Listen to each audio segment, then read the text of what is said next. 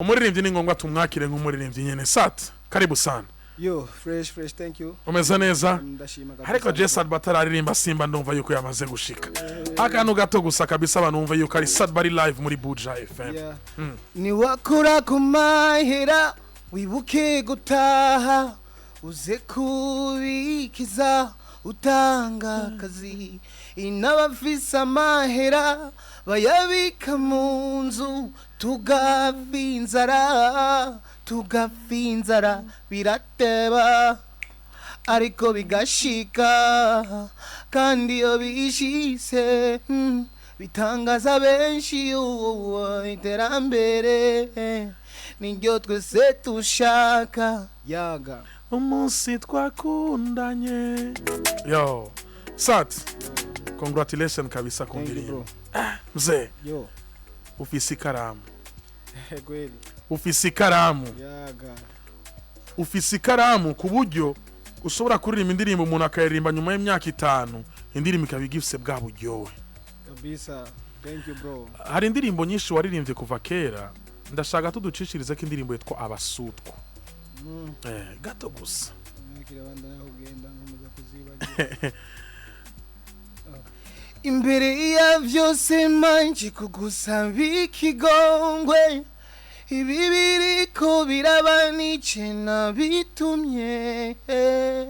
nagutwaje umutwaro utari bwiture kugukunda kwanje kwabaye ishari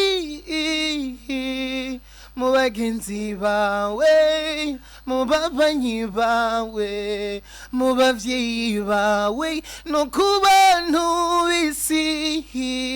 hirya nino numva inkuru hari abagutuka kukukundana nanje ivyo byose bikanyereka igituma wama wishiriwe n'abasutwa abo n'abasutwa abo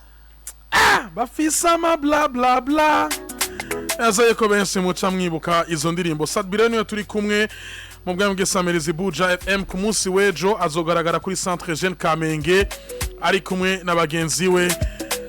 Sat ni gikorwa nyabaki kigiye gutuma ku munsi wejo abakunzi y'umuziki bakubona kuri Centre Jeune. Ego kwanza manze nshime ko yigiteramo kizobera mu Kamenge kuri Centre Jeune Kamenge kuko iminsi myinshi tutabonana rero kandi abantu babaye n'abantu banje ni nano handitse amateka dasanzwe yariya niyo muhira rero ama ghetto tuyita ghetto series. So rero ni gitaramo kizoba gihari kubw'impamvu imwe idasanzwe musanzwe muzi yuko amazi iminsi canke hahoze hari amabi menshi akorerwa abakenyezi. Rero tuzoba turi mu gitaramo kizoba ari cyo guhimiriza abantu kurwanya amabi akorerwa abakenyezi cyane cyane abakenyezi ko ari abamama bacu. Murabizi namwe. Uno munsi umuntu ashobora kwibaza ikibazo mbega amaba akorerwa abakenyezi aho bahakiriye uno munsi abantu bakorera amaba abakenyezi. Amabi yaratandukanye no gufata ikiganza cyawe nk'umugabo ukagishira ku mugore wawe icyo ni ikibazo mu kibano turabana navyo ibyo ntarinze kuvugira hano cyangwa ngasanga je byarabaye kumbure rimwe na rimwe cyane wewe ugakubita shiri wawe bijya byose n'amabi akorerwa abakenyezi. Ku munsi wejo rero Sad bazo bari mu Kamenge kuri Centre Jeune. Umuntu yitega iki kuri Bizimana Abubakar Karum Sad ku munsi wejo ubwanyuma uza kuri Centre Jeune Kamenge ndibuka neza yuko abantu batigeze bifuza yuko Sad bava kuri stage. Uno mwaka ku munsi wejo bitega iki bitandukanye n'ivyo babonye mu yindi myaka. Sad n'umuririmbyi aririmba indirimbo z'akanovera ndashobora kugushusha n'indirimbo zo kuva kuri muri 2010 gushika muri 2012 cyangwa gushusha n'indirimbo zo kuva muri 2013 gushika muri 2015 cyangwa gushusha n'indirimbo zo kuva muri 2018 gushika 2020 cyangwa gushusha kuva mu ndirimbo zo muri 2020 gushika muri 2023. Rero performance yanje barayizi na indirimbo z'inkora mutima bishobose nkatamba aho ngaho rero na hejo aho abantu bazobona performance nyene inziza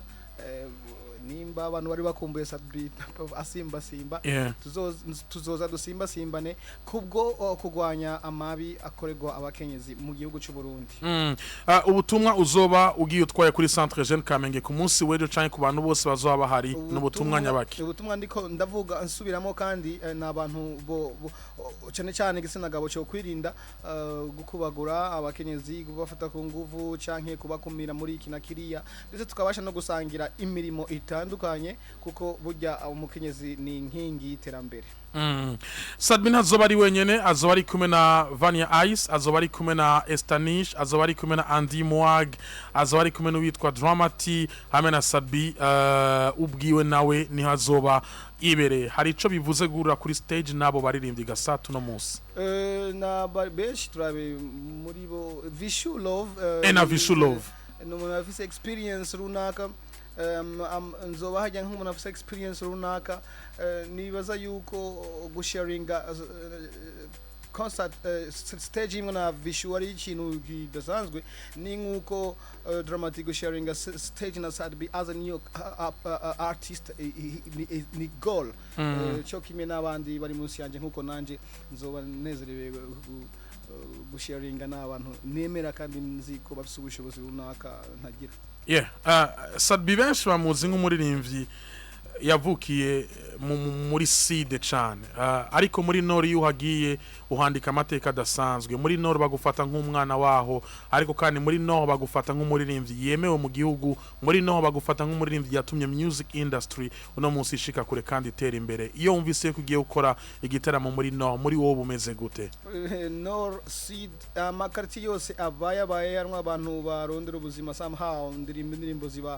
zibakora ko cyane ni nabo benshi n'igihugu cyose. Rero ayo makartier yaba no Shange Sud iyo ngiyeyo ubusanga hari abantu tuba dufitaniye ubucuti ariko batabizi ntabizi canke babizi ntabizi. Ubwo bucuti ni ya emotions nakazi du sharing umuziki wani du sharing together bakumva mu matwi yabo bakumva ko everyday baba bari kumwe nanje. Ico gituma rero no shimira cyane abantu batandukanye ba following my music bakunda umuziki wanje babandanye bashigikira beautiful melodies na works zidasanzwe. Turatangura sangapi ku munsi wejo kuri Centre Jeune? Saa 8 tuzoba duhari hajya kuri Centre Jeune Kamenge taxi vero ababoy bandi naje mu muziki bambwira ngo Sadbi bakundwa n'ababoy. Ababoy rero nasanze ari abantu babaye baba makati asanzwe. So rero suko bimeza ariko igikuru nuko umuntu ashigikira umuririmbyi wiwe uko abishoboye kose kandi je bose barashikiye ndabashimira abantu bose bashikira music yanje. Ariko ngo abantu bato nibo banaduza umuntu, nibo baduza umuntu everyday na politically nama votes amajwi arondererwa ku bantu bato ni naho naje focusinga cyane par rapport yahandi hose. Uno munsi abantu bato bagufashije ki mu muziki wawe? Nibo bankujije nibo batumye Sadbi parce que birazwi ko VIP people bavuga ati nurya aratudesevye. Ariko abantu bato bo baje barababwira bati urumva mwe mutegeza kwemera umuntu twemeye. Now arabi intambara zo kuza zishaka kumanura zo gukoresha uburyo bwinshi ariko ndashaka kugira ko kuba ndi Sadbi no munsi ngaha ariko ubuntu no kubwo ko cyo bugufi twegera kandi tukaririmba indirimbo z'abantu bato. Yes, nigiko cyateguwe na Union Européenne. Sijambere mukoranye nabo ariko numva shaka kumenya no munsi ni kuri Centre Jeune Kamenge gusa canke hari ibindi bikogwa mugiye gukorana nabo. Wibaza yuko uno munsi ari giki gituma Sadbi abandanya ashimwa canke ahayagizwa nabo kuko igihe cyose tubona abakozi biteramo sati yamarimwo sati yamari imbere bivuze iki kuba Sadbi no munsi akorana nishira hamwe ry'abanyaburayi? Ibikorwa by'ishirahamwe y'ibihugu vya Buraya ni ibikorwa bidasanzwe, ni ibikorwa novuga yuko bifasha mu iterambere ry'igihugu cyane cyane wa mwene gihugu muto. Rero iyo bantoye bakantwara ku munyagihugu muto biramacinga ugasanga za ndirimbo za imodoka zishari abantu bazi feeling trop bakanyishowing love bakanyereka urukundo mu gihe banyenese urukundo. Rero dirisha yongerekana ko mu boss mukoreye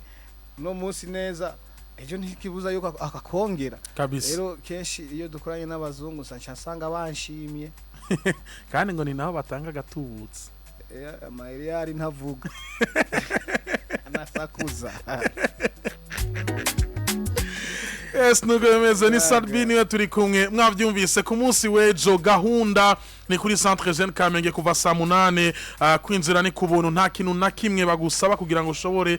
kwinjira ariko biragusaba yuko wewe uri kuratwumviriza menya neza yuko gukorera amabi umukenyezi su kumufata ku nguvu gusa ushobora kuba unakubita umugore wacu unakubita uwo mukundanye nayo namabi uburiko urakora ku munsi wejo durire kuri centre Jeune Kamenge kuva saa 8 tuzoba turi kumwe na Sadbi satura amabafre n'amabuye ari hano azobarimbira za ndirimbo zose mwakunze no love feel love abasutwa abadada ba BJ afisa amanyama n'izindi zose mwagiye murakunda tuzoba turi kumwe na Vishu Love Mkali wa live music East Africa tuzoba turi kumwe na Andy Mwag bazoba bari kumwe na Estanish bazoba bari kumwe na Dramati bazoba bari kumwe na Vania Ice kwinjira ni kubuntu ni ku munsi wejo umunsi wa gatanu kuva isaha 8 zuzuye neza kandi amasaha n'amasaha hari umuntu yanditse message kuri YouTube ati mumbwirire Sadbi yuko ndiko ndarira mwene washurizwa n'iki arikarira kubera ngo umunezero waririmbye ngo indirimbo yitwa Abasutwa hari ibintu yamwibukije uyu nawe yandika ati impano amipro ndagusabye umvirize neza iryo jwi rya Sadbi mbariza Sat impamvu ndamukunda cyane twarahuje ariko ufise ingene wubatse abakunzi bawe ku buryo uburi so yuko aho uburi hose bategezwa kuba bahari Burundi n'igihugu cyaciye muri byinshi kandi abantu bafise mentalite zikeneye hope zikeneye ikize maybe mu ndirimbo zanje turahuza nibyo nkora nibyo ndirimba nicyo gituma ubusanga umufana iyo ukoze ko emotionally ujye usanga gufollowinga rero for sure ari ahageze gihe abarundi nyene bakeneye ko tububakira imitima n'indirimbo zo ku zo kubaremesha by the way dufise vision yo kuzoba igihugu gitunze mu myaka iza aho zotangura kuririmba indirimbo z'iminezero idasanzwe twishimira iterambere ry'igihugu cyacu cyane cyane ko turi mu nzira y'iterambere akabaho nk'amashirahamwe nk'aya aza akaduha ibiraka Union Européenne n'ahandi bakaduha imfashanyo dukeneye rero ko natwe dukura amaboko mu mpuzu ejo tuzoririmbe indirimbo zidukwiriye bivanye n'iterambere tuzoba twagize umuntu yumvirije Sadbi muri inkuru y'ukuri akamwumva muri Nyanzobe akamwumva muri Abasutwa ni Sadbi ariko aranumvikana uko yumvikanye muri kahise ku ndirimbo nka Imodokari ku ndirimbo nka Birateba tuvuge ko Sadbi wa kera tugiye guswa kandi kumwumva no kumubona mazi imyaka 2 ndiko nkora sana formule yanje ya kera ariko those 2 years zindi nka 2024 2025 nzoba ndiko ndakora internationally na investissement iri kuri budget iri hejuru muri ico gihe ndishuwa yuko nzoba nasigiye abarundi vyabo ama ndiko ndondera ahandi ahantu hanze uno musi Sadbi barabona yuko hageze yuko adakorera kandi umuzika abarundi ahubwo akorera abanyamahanga sinibaza ko vyo bavyiza kubera yuko mu Burundi atanyemeye sinzi akamaro ko kuba nemegwa hanze ego naramenyekanye cyangwa naragize nte ariko gusiga abarundi banje 2 years nakunya nabikoze kuva 2019 gushika 2020 combien urumva si ibintu vyiza si ibintu vyiza ego ndirimbo international bazita zazindi zikwita muri club usanga hose by the way hari usanga gukora indirimbo ikahera mu muji ntigire no kuri 10 millions à 12 millions z'abantu babarugu sasa rero nico gituma uzubona keshi ngaruka kagira nka twatundi dukorako ku mitima gashangaruka kandi nkagenda ku international keshi international biba bigoye kuko bisaba budget uhereye kuri video kintu gishaka gusaba $5,000 promotion gusaba $10,000 urumva aho gira $15,000 muri no minsi yo bisigaye bigoye kubera dollars zarabuze investissement yanje yo kuza kurondera quality saniya hagaze ariko turizera yuko bizotungana mu mwaka uza dusubire ku investissa dusora amadolari twinjiza amadolari Sat uri umuririmbyi reka mbanda kubaza kino kibazo imbere ko tunagaruka ku byo kuri Centre Jeune ejo uri umuririmbyi no munsi yagwanya kugira ngo abaririmbyi bashobore gushikana 1 million views ndibuka yuko uri muri bamwe bazanye iyo strategy ati dushikane 1 million views kandi birakunda uratangurira bishikana subscribers ibihumbi jana urazishikana kandi uraronka niyo award ariko uravuga ati abaririmbyi bakwiye kwifunga niho bazohabwa agaciro bakwiye uno munsi ivyo wakoze bigakunda icizere wiha canke icizere ho muziki w'u Burundi uravye ideology wazanye gakunda muri music industry uno munsi yo bingana gute wavuze ivyo ma viewers ariko je nagize viewers nka achievements ziri real ku buryo mvuga nti urugero rwanje rugeza aha urumva ariko uno munsi viewers zarabaye promotion ku buryo kukwiza 1 million ari sorti ya promotion ariko jewe nkwiza 1 million canke 4 millions maza beautiful ni yari promotion ahubwo yari achievements goal achieve goal sasa ibintu biratandukanye no munsi nce gituma bona na stress canke na ntuzanye za views twarabakiri inzira bimeze neza fresh no munsi ngendera kuri real viewers ziza zitaza there is no problem ariko mfisi kibazo kimwe cha Spotify na Apple Music za Deezer hano haramahera vyanyavyo naho dufise nico gituma abaririmbyi tubandanya tubura uburyo bwo kuinvestisa aho hano tura YouTube ntabwihemba wapi baratubesha rero ngo binjiza amadolari faranga duke papa gusa nyene gusa na rimwe cyo kimwe by the way dukeneye za Spotify kugira amantu zenye kuri Spotify ama streaming please injira muri application injira muri Apple muri store Google Store canke winjire Google Play urabe ko wo downloadinga application yitwa Spotify urashobora kuriha mu marundi ukazuragira streaming mu marundi ya peu 30,000 par mois uzuragira streaming ko baririmbyi banyu nkuko barishe ugaha Alvin Smith $5 kasa $5 ku kwezi ga B-Face uga Dramati ugaha Big Fizzo gutyo tugatera imbere yitwa Spotify injira muri store Google Store urabe ko Google Play urabe ko boyitora hama uduteza imbere YouTube utegeza kumenya yuko YouTube iduhemba make umva ngandi ko ndavugana nabanje kabisa ngo nta muririmbyi asora indirimbo muri December yes because everyone are busy nama ntuzanya ama fates distribution house all over the world aba zikoramo baba bagiye mu vacances sasa ni wasora December who gonna distribute your song na muntu azo sharing your song ku rwego go hanze ahangaha ego ami pro you are there but uri kuriyumvira Noel na bonane bitandeka uko nabituma ingi binakustress if you have a child umwana hoho pambane umupeta zo bameze neza muri iyo minsi baby girl canke mama wabana mene neza family bimere neza nico gituma rero muri December abantu bose bari stressed vyiza muri December mbona ko canke nzi neza ko umuntu atosora indirimbo muri December kiretse ari ya party ya bijane na Christmas bijane na bonane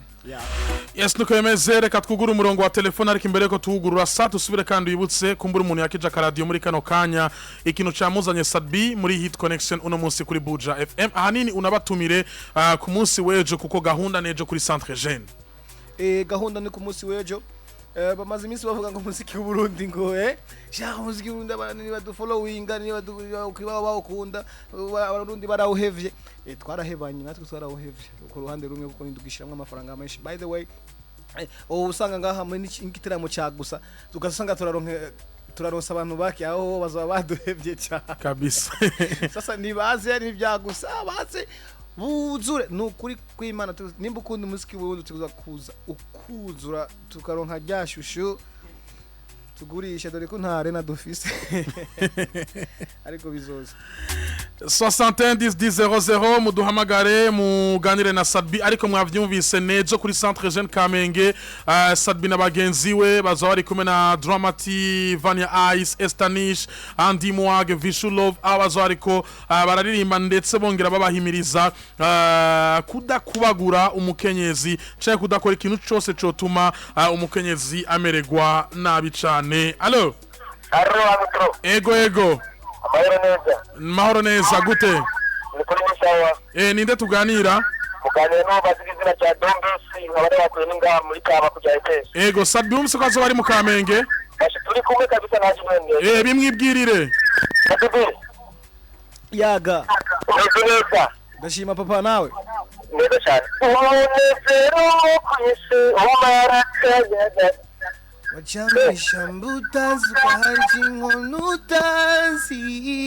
uribuka kera tukina marimwe ukinyitirira inyama y'ikindi nkikugereranya n'ubwatsi butoto uribuka ko nakubereye ubushyuhe igihe cy'imbeho hari hakanye urahemutse nako Paule ahemukira Sankara yasize yakije aciye yice mugira kabisa. Allo gute yeye ndabaramukije kujase mahoro mukije ndamukije umusumira arakumva nagomba ko bazagiye kuja ikiganiro itwaregeshe ndangwe kibazo bunyene ntabwo kucyumviriza ubunyene ego shakumenya kibazo tanga ngahe oya kwinjira ni ku buntu atwari ku buntu ni ku buntu kwinjira kuri oya Centre Jeune Kamenge Centre Jeune kandi bizotangura saa 8 hakiri kare saa 8 hakiri kare kwinjira ni ku buntu Sadbi Dramati Vania Estanish Vishu hamwe na Andy Mwagi sawa murako ami bro ku buntu nukuvuga ko utegeza ko ufise ubuntu kandi wagiriye ubuntu ndafise ubuntu ufise ntuze kuko bavuze ngo kwinjira ni kwa gusa baba bataguhaye agaciro ariko bavuze ku buntu urumva nyene baba baguhaye agaciro urumva rero abantu badafise ubuntu gume muhira namwe mamwe bagiriye ubuntu kuba show y'ubuntu yaga Yesu ndi munywanyi ku murongo wa telefone. Allo salut gabanya volume radio nakusalimia mgongo ni aje salama lazima tunashukuru Mungu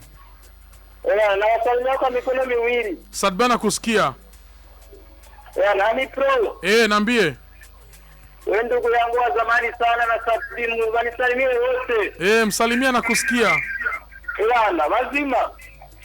mazima sana papa kumbuka mtu wako wa zamani mzawe wana kusevu zamani tuna nakumbuka jina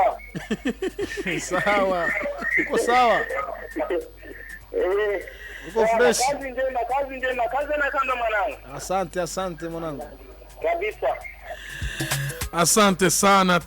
namkumbuka zamani ariko sat wibutse kahise ukaraba kubu ukanakubitiriza amaso muri kazoza Sadbi wo kwisigura gute mu majambo make kwisigura gute urabona mi bro ukuvuga ko umuntu avuka je ko nibona mwavuka kabaho je ejo mbona ko ari ukugenda gusa umuntu akagenda arabeshi twari kumwe ariko tutakiri kumwe no mwanya kabisa kisigaye kubaho ndabaho ninapfa ugasatpi yarabayeho uvuga ko ejo hacu twese nuko n'umunsi twavutse turabayeho ejo no kuyisezera nk'abandi je niko mbona ejo bizoba bimeze ariko ku ruhande rwa future nyene yo kwisi nyene ya future yo kwisi tutazi urumva aho ni mugiye nuko I just wanna be a boss just wanna be a boss shaka kuba umutunzi ufite amafaranga menshi ariko n'uburiwe ntago ndi boss ariko mfite amahera yanje ajya mu muziki w'Uburundi ntawo nkanga ayo kurya no kubeshaho umuryango yes nuko yemeze sat mfata umwanya ndagushimire kuba wemeye ukaza muri Hit Connection kuri Buja FM ariko tunarangize neza utumira abantu kuza ku munsi wejo kuri Centre Jeune Kamenge hamweje gutumira abantu cyo ndagusaba turirimbira akarimbo kitwa Ikete tuzobe duhejeje Ami bro ni concert nisabiye akantu gato kabisa Sikete nyinshi naraye ndonsikete indani riri mu butumire antumira ku bugeni bwiwe kuko se yari ivy'abandi yaranyeretse ko nkunda ndamwirengagiza mu mutima wiwe ndawucishamwe amahwa mu kumukorera ibintu byinshi bibi kubyukuri ni jewe namwirondereye ntabwo yaranzi canke yari bwambone namubonye mu bagenzi biwe ndamwitako maze mutura iciyumviro icari ku mutima ndagiserura aranyemerera ubutwari n'ubutore atakira umutima wawe ndawuguhaye uzukubera icibuso inyuma y'inyungu hazakanyarire umukobwa urukundo ari akicwa n'inunu amarira ya buri munsi kwishure bikanka iminsi ngirashira abona kundaga baranyanka Sat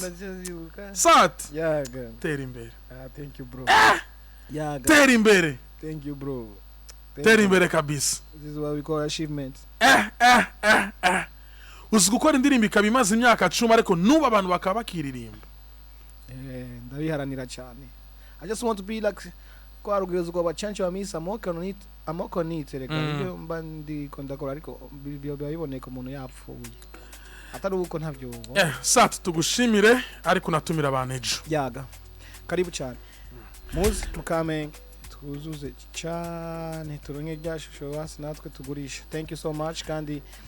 turifuza yuko mu kwibuka message zo biraduhuje umunsi wejo gukumira cyane kubagogwa ibyo Abakenyezi mu gihugu cy'u Burundi. God bless you. Yes, yari Sadbi mu kanya ndaje tubandanye n'ibindi ariko tumuherekeze ku ndirimbo yitwa Birateba ariko bigashika kandi yo bishitse